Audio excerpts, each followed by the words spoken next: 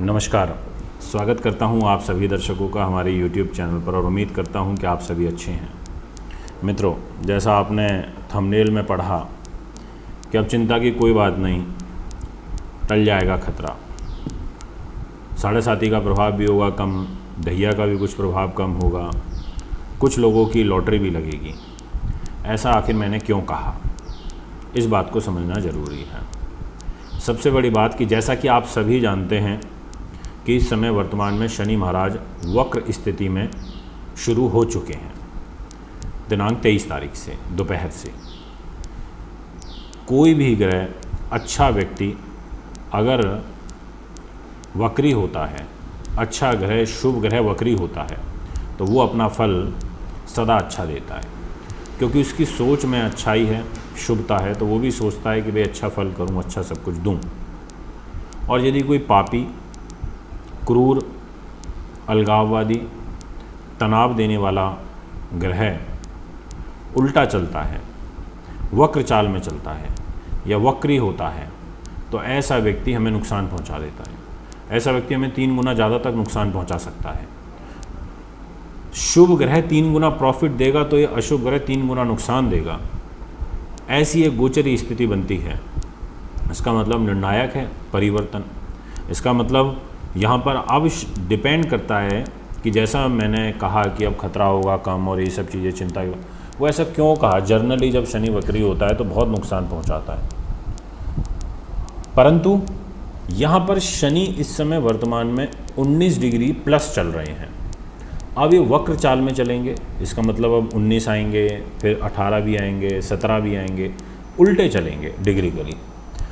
तो डिग्रियों के हिसाब से ये इस पोजीशन में आ चुके हैं। डिग्री के हिसाब से ये इतने मैच्योर हो चुके हैं, कुमार अवस्था में हैं, कि ये जब पीछे भी चलेंगे तो आपको खतरा नहीं देंगे, आपको बचाएंगे, आपके लिए एक थोड़ा सुरक्षा कवच बनाएंगे। अब वो बात अलग है कि कोई भी ग्रह, या फिर ये बात भी बिल्कुल सर्वविदित है कि इंसान अपना कभी बेसिक नेचर नहीं छोड़ता। कोई बहुत महान व्यक्ति है, बहुत महान है, अगर उसमें गुस्सा है तो वो मरते दम तक गुस्सा रहेगा, उतना ही रहेगा, कम नहीं हो सकता, समझदार चाहे कितना ही हो, क्योंकि वो बेसिक नेचर है। तो वैसे ही शनि की जो बेसिक नेचर है, टेंशन देना, अलगाव देना या स्लो गति से रिजल्ट देना वक्र होकर के, तो वो प्रभाव तो रहेगा। बट एक ये होता है कि भाई हमें बहुत नुकसान होने से कम नुकसान हुआ। एक होता है बहुत होना, एक होता है कम होना। तो आज जो मैं आपको बताने जा रहा हूँ, इसमें मैं आपसे यही बात करूँगा कि किस तरीके से ग्रह गोचर हमें प्रभावित करेगा, क्या क्या रिजल्ट होंगे।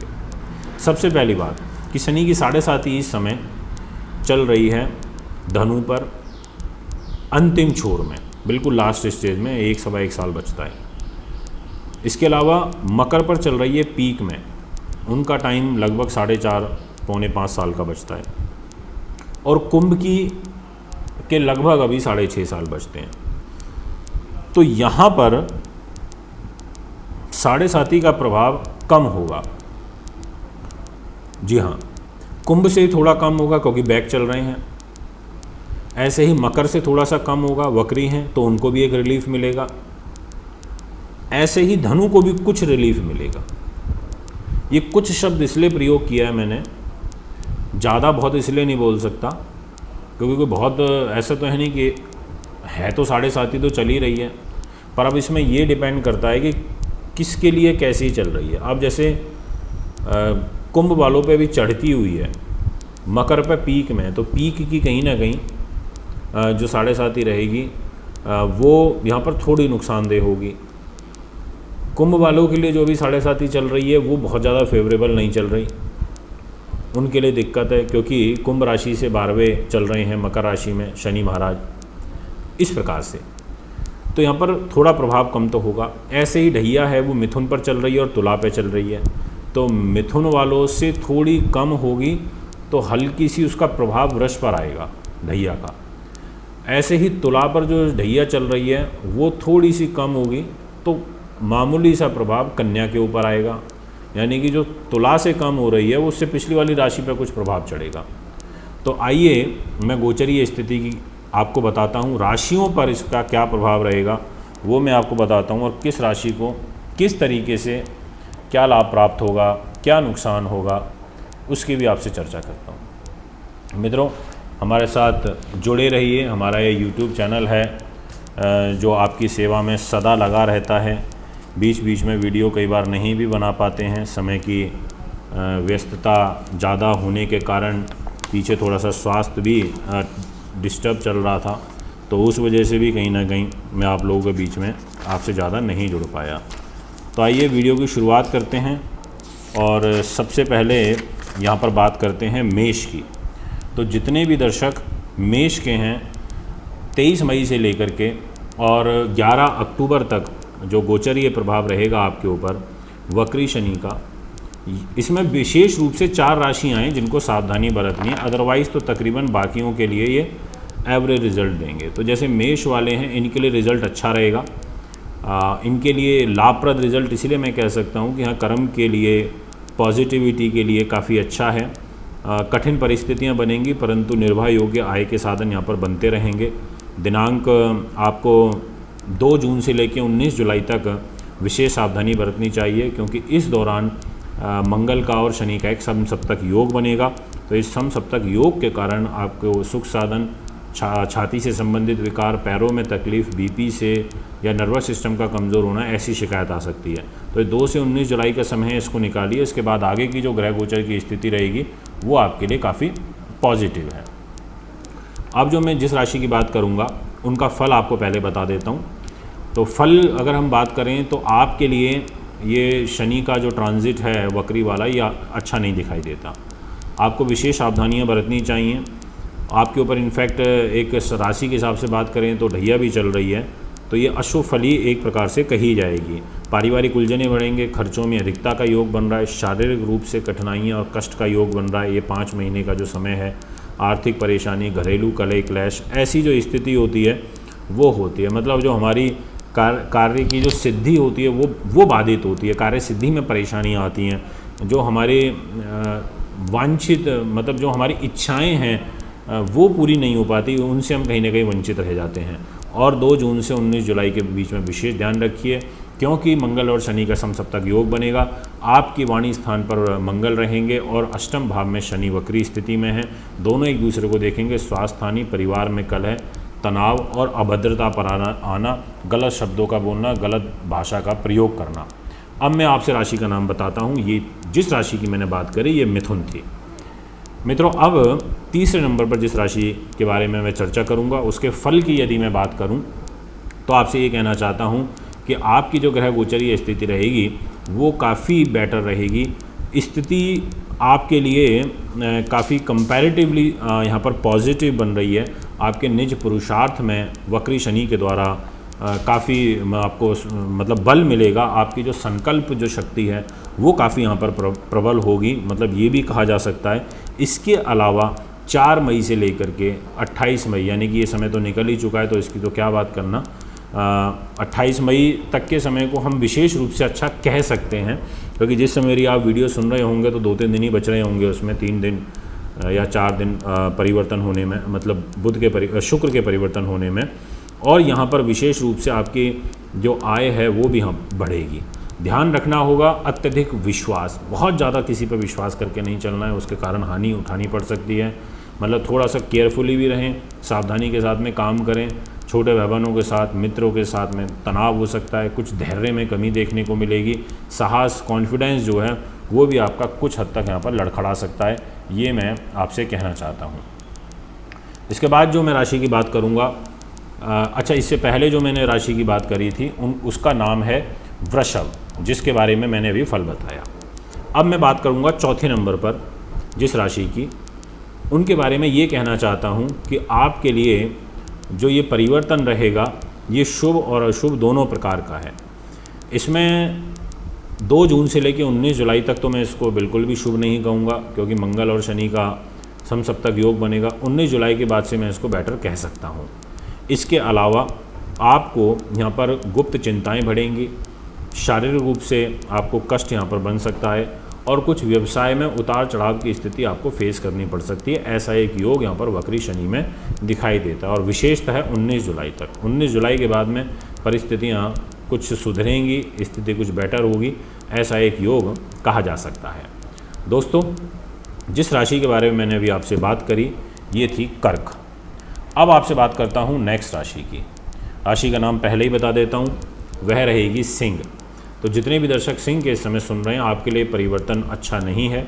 मैंने बोला 4 के लिए नहीं है, तो 4 में से जो सबसे पहले पे थी वो मिथुन थी, मिथुन राशि, और जिसकी अब बात कर रहा हूँ सेकंड नंबर पर वो है सिंह। तो सिंह के दर्शकों, सिंह लगन में जो शनि होते हैं वो अच्छा फल नहीं देते और उनका जो ट्रांजिट है वो भी छठे भाव में हो रहा है। तो ऐसी स्थिति में कठिन परिस्थितियों के बावजूद निर्वाह योग्य आय के जो साधन हैं वो बनेंगे, और इसके अलावा शत्रु पक्ष से नुकसान हो सकता है। यहाँ पर आर्थिक उलझन व गुप्त चिंताएं बढ़ने का जो एक योग है इन 5 महीनों में दिखाई देता है, इसलिए आपको थोड़ा ध्यान रखना है और सावधानी पूर्वक आपको कार्य करना चाहिए। ये सिंह राशि की मैंने आपसे बात करी, तो जितने भी सिंह के दर्शक मुझे सुन रहे हैं आप मेरी इन बातों को फॉलो करें, और दाम्पत्य सुख में, लव लाइफ में भी आपके एक कष्ट की स्थिति दिखाई देती है, ये मैं आपसे कहना चाहूँगा। इसके बाद जो नेक्स्ट राशि रहेगी जिनके लिए मैं बात करूँगा, स्थिति बेटर है, बिल्कुल बेटर है। यहाँ पर उच्च पद प्रतिष्ठा, उच्च पैसा, उच्च सम्मान, उच्च विद्या, ऐसी सब चीज़ें प्राप्त होंगी। वो बात अलग है कि विद्या में कुछ आपको नुकसान हो सकता है, और गर्भवती महिलाओं को यहाँ वक्री शनि में थोड़ा ध्यान रखना चाहिए, और विशेषतः 19 जुलाई तक और 2 जून से लेकर के, क्योंकि मंगल शनि का समसप्तक योग बनेगा। मंगल 11वें भाव में रहेंगे कर्क राशि में, और वो भी नीच के होकर के, और 11वां भाव रोग का होता है, वहाँ से इनकी दृष्टि पड़ेगी शनि पर, और यहाँ से वक्री शनि की दृष्टि मंगल के ऊपर पड़ेगी नीच के। तो ऐसे में ये, और लग्नेश जो बुध हैं उसके साथ में मंगल की शत्रुता भी है, तो आपको थोड़ा यहाँ पर ध्यानपूर्वक कार्य करना होगा, सावधानियाँ बरतनी चाहिए। अब जिस राशि की मैं बात करूँगा वो बहुत अच्छी है, उनके लिए रिज़ल्ट काफ़ी अच्छा है। अभी इससे पहले जो बात करी थी वो कन्या की थी, और अब जिसकी मैं बात करने जा रहा हूँ वो रहेगी तुला। तो जितने भी तुला के दर्शक मुझे अभी सुन रहे हैं, आपसे मैं यही कहूँगा कि आप के लिए परिवर्तन बहुत शुभ है। यहाँ पर गुरु भी पूरा मोर्चा संभालेंगे आपके लिए। गुरु आपको राजाओं की तरह जीवन व्यतीत करवाएंगे, क्योंकि गुरु महाराज यहाँ पर पंचम भाव में बैठे हैं। और इसके अलावा आपके जो शनि हैं वो वक्र चाल में ज़रूर हैं, पर ये आपको बेनिफिट बहुत बड़ा दे जाएंगे। आपको कोई बहुत मोटी कोई आपकी डील, कोई व्यापार में आपको बहुत बड़ा फ़ायदा पहुँचना, केंद्र त्रिकोण राजयोग और एक शश नाम के महापुरुष राजयोग का बड़ा ज़बरदस्त जो गेन है वो आपको यहाँ पर प्राप्त होने जा रहा है, ये मैं आपसे कहूँगा। मित्रों, इसके बाद जो नेक्स्ट राशि रहेगी वो है वृश्चिक। वृश्चिक के जितने भी दर्शक इस समय मुझे सुन रहे हैं, आपके लिए जो ये परिवर्तन रहेगा इसमें विशेष रूप से सुख साधनों में कुछ कमी होगी, ऐसा एक योग मुझे दिखाई देता है। धोखे मिलेंगे, कठिन परिस्थितियाँ बनेंगी, परंतु परिवार में कोई मांगलिक कार्यक्रम होने का भी योग बन रहा है। लाभ और उन्नति के जो अवसर हैं वो भी आपको यहाँ पर प्राप्त होते हुए दिखाई दे रहे हैं। और जो ग्रह गोचर है आपके लिए एक प्रकार से चुनौतियाँ भरा, तो ये देखो पूरा ही साल आपका रहेगा, क्योंकि वृश्चिक राशि में ही केतु बैठे हैं, तो ऐसे में वो साल कहीं ना कहीं चुनौतियों से भरपूर तो रहता ही है। अब मैं जिस राशि के बारे में आपसे बात करूँगा, राशि का नाम बाद में बताऊँगा, बहुत बेहतरीन है, ज़बरदस्त। एक शश नाम का राजयोग, गोचरीय स्थिति बहुत मजबूत है, काम बनेंगे और बहुत मजबूती के साथ में बनेंगे। बस इतना ज़रूर है कि आपके ऊपर शनि की जो 7.5 है उसका प्रभाव राशि के हिसाब से चल रहा है, तो पीक में चल रहा है, तो थोड़ा सा यहाँ पर सावधानी के साथ में। ऐसा क्या होता है जब 7.5 चले और पीक में चले और उसी समय शनि वक्री भी हो, तो भाई बंधुओं से और निकट के लोगों से धोखे या कलह की एक स्थिति बनती है। इसके अलावा आपका जो सम्मान है उसको लोग ठेस पहुंचाने की कोशिश करेंगे, पर अंततः सफलता आपको मिलेगी, क्योंकि शनि की 10वीं दृष्टि तुला राशि पर उच्च की रहेगी। ऐसे में यहाँ पर शनि महाराज आपको जो फल है वो काफ़ी अच्छा दे देंगे। रुके हुए जो कार्य हैं उनमें भी आपको सफलता मिलेगी। अब मैं बात बताना चाहता हूँ जिसके बारे में मैंने अभी ये फलादेश दिया, वो राशि का नाम था मकर। दोस्तों, अब मैं आपसे जो बात करूँगा जिस राशि के बारे में, वो रहेगी धनु। धनु के दर्शकों, आपके लिए परिवार के घर में शनि वक्री हो रहे हैं, ऐसे में पारिवारिक कलह जरूर बढ़ेंगे, ये मैं आपसे कहना चाहूँगा। आप पे अंतिम छोर में शनि की जो 7.5 है उसका प्रभाव भी चल रहा है। आय कम होगी, मतलब आय अगर मान लो फॉर एग्जांपल ₹1,00,000 थी तो 80 हो जाएगी, 20% आय में कमी होगी। और खर्चे बढ़ जाएंगे। इस प्रकार का एक असंतुलन सा बना रहेगा, चीज़ें मैनेज होती रहेंगी। मैनेजेबल सिचुएशन में तो शनि यहाँ पर हैं, क्योंकि जुपिटर भी एक आपको सहयोग करेंगे और जून के जुलाई के महीने में ये भी खुद एक नीचभंग राजयोग बनाएंगे, तो इसीलिए कहीं ना कहीं समय तो निकल जाएगा। पर 19 जुलाई तक, 2 जून से ले 19 जुलाई तक आपको विशेष ध्यान रखना है, क्योंकि मंगल शनि का समसप्तक योग बनेगा। स्वास्थ्य हानि का एक यहाँ पर मुझे दोष दिखाई देता है, इसलिए आपको सावधानी बरतनी चाहिए। ये मैं धनु के दर्शकों के लिए कहना चाहता हूँ। इसके अलावा भूमि, मकान, ज़मीन, जायदाद, प्रॉपर्टी, इस प्रकार के जो सुख हैं ये आपके इन 5 महीनों में बढ़ सकते हैं। ऐसी भी एक ग्रह गोचरीय स्थिति यहाँ पर दिखाई दे रही है। अब बात करना चाहता हूँ आपसे कुंभ राशि की। तो जितने भी दर्शक कुंभ के इस समय मुझे सुन रहे हैं, आपके लिए प्रथम चरण में इस समय शनि की जो 7.5 है वो चल रही है, और जब भी प्रथम चरण में शनि की 7.5 हो तो ऐसी स्थिति में जो प्रभाव होता है शनि का वो कहीं ना कहीं एक नुकसानदेह होता है, क्योंकि कुंभ से वो अपनी राशि से 12वें में चल रहा है।